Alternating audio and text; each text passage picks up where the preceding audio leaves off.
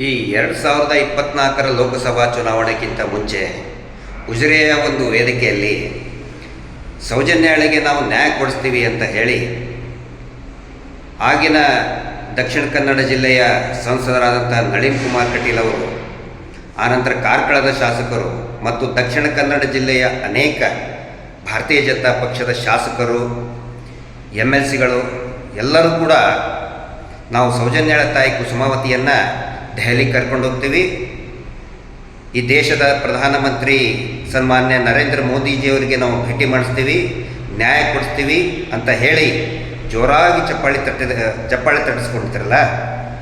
ಈಗ ಆ ಕಾಲ ಬಂದಿದೆ.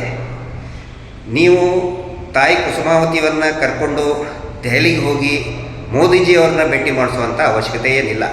ಸ್ವತಃ ಮೋದಿಜಿಯವರೇ 29ನೇ ತಾರೀಕಿಗೆ ಮಂಗಳೂರಿಗೆ ಬಂದು ಮಂಗಳೂರಿನಿಂದ ಉಡುಪಿಗೆ ಹೋಗಿ ಉಡುಪಿಯಲ್ಲಿ ಶ್ರೀಕೃಷ್ಣ ಮಠದಲ್ಲಿ ಅವರ ಒಂದು ಕಾರ್ಯಕ್ರಮ ಇದೆ.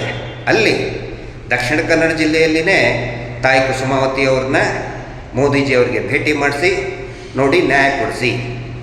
ಯಾರು ಮಾಡಿದ್ದಾರೆ, ಯಾರು ಸೌಜನ್ಯಾಳ ಅತ್ಯಾಚಾರ ಕೊಲೆ ಮಾಡಿದ್ದಾರೆ ಅಂತ ಹೇಳೋ ಅವಶ್ಯಕತೆ ಇಲ್ಲ. ಅದು ನಿಮ್ಗೆ ಗೊತ್ತಿದೆ, ನಿಮ್ಮ ಮನಸ್ಸಿನಲ್ಲೇ ಇರಲಿ.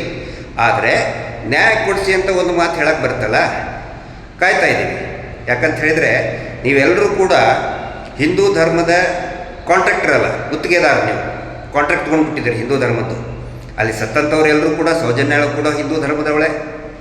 ಎಲ್ಲ ಹೆಣ್ಮಕ್ಳು ಕೂಡ, ಚಿಕ್ಕ ಮಕ್ಕಳು, ಬಾಲಕಿಯರು ಎಲ್ಲರೂ ಕೂಡ ಹಿಂದೂ ಧರ್ಮದ ಹೆಣ್ಮಕ್ಳೇ.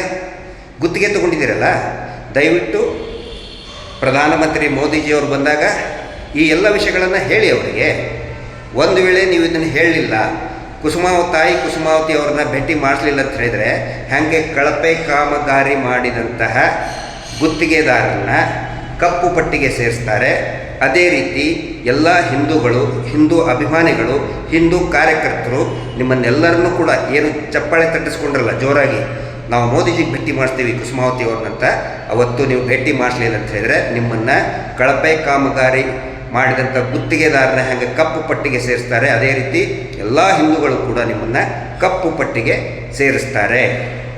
ನ್ಯಾಯ ಕೊಡಿಸೋದು ಹೋಗಲಿ, ಸ್ವತಃ CBIಗೆ ಮರು ತನಿಖೆ ಮಾಡೋಕ್ಕೆ ಹೇಳಿಬಿಡಿ, ಅವರು ಶಿಫಾರಸು ಮಾಡೋಕ್ಕೆ ಹೇಳಿಬಿಡಿ. ಅವರಿಗೆ ತಪ್ಪಿತಸ್ಥಾಧಿಕಾರಿಗಳಿಗೆ ಶಿಕ್ಷೆ ಆಗಬೇಕು ಅಂತ ಶಿಫಾರಸು ಆದರೂ ಮಾಡೋಕ್ಕೆ ಹೇಳಿ.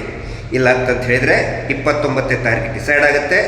ನೀವು ಹಿಂದೂ ಹೆಣ್ಣು ಮಕ್ಕಳ ಮಾನ ರಕ್ಷಕರೋ ಅಥವಾ ನಕಲಿ ದೇವಮಾನವನ ರಕ್ಷಕರೋ, ಹೆಣ್ಣು ಮಕ್ಕಳ ಮಾನ ರಕ್ಷಕರೋ ಅಥವಾ ನಕಲಿ ದೇವಮಾನವನ ರಕ್ಷಕರೋ ಅನ್ನೋದು 29ನೇ ತಾರೀಕಿಗೆ ತೀರ್ಮಾನ ಆಗುತ್ತೆ. ವೇಟ್ ಮಾಡ್ತಾ ಇದ್ದೀವಿ. ನಮಸ್ತೆ. Justice for Soujanya.